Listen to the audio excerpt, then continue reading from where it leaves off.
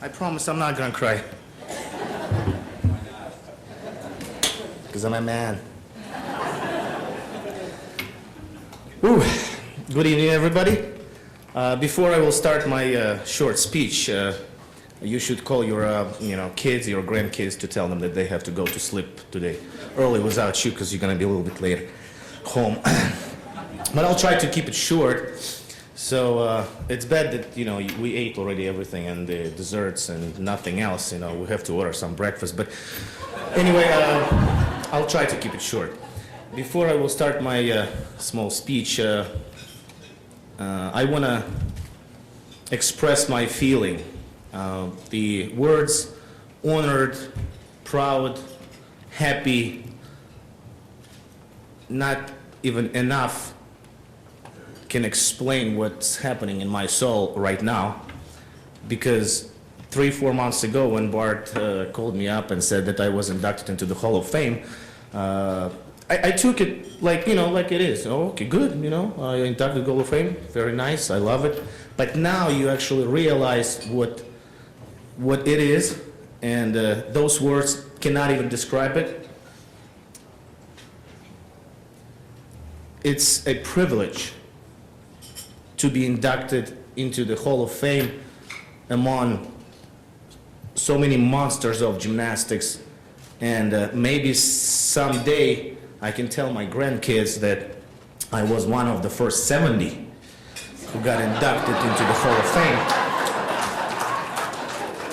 Fame. Yes, because it's going to be many and many more great coaches, great officials, great organizers, and gymnasts in the Hall of Fame. So the official part is over. Now I'm going to start talking. Well, I'm not going to, again, tell you all my career and what's going, through all my gymnastics life, but I want to talk a little bit about our former Soviet system to compare to our lovely, spoiled American system.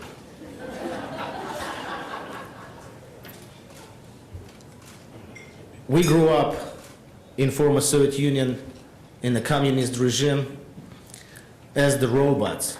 We had to do what the party told us to. It's not like what you want and what you can. It's what you need to do. And my students at my gym, actually, they're asking also, what was gymnastics for you? Did you ever want to quit? Did you have any moments where you think that's it, it's not gonna happen? And I really do not remember any even thoughts about it, because you're not actually allowed even to think about it. You went to the sport, you're doing your job, it's like a job. You're coming every day to the gym, doing gymnastics, trying to achieve something. And there is no fun. And only coming into this country, which I will go a little bit to the side, when I was 16 years old, I just made a junior national team, and a friend of mine,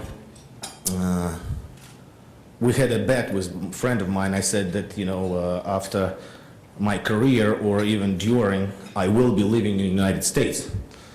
And he goes, how can you, even say that? And I said, you will see. And we bet on a case of champagne. Yes, because it was impossible, through the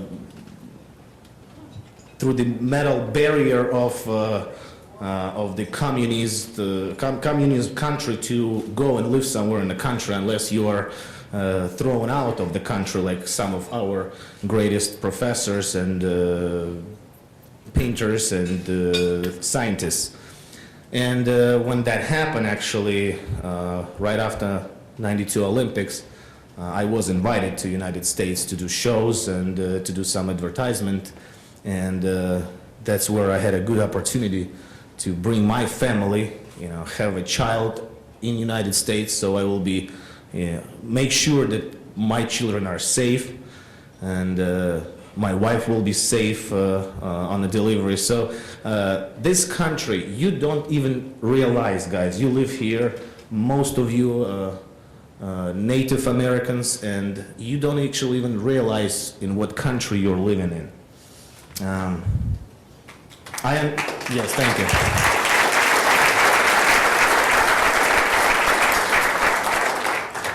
You don't realize through how many things lots of people in the world has to go through to get here, live as a free person, work as a free person, enjoy your life, feel yourself secure and safe. This is very important. So before I come back to my speech, I just want to, say thank you very much, this country who was welcomed me to live here, and I'm happy to be an American citizen now.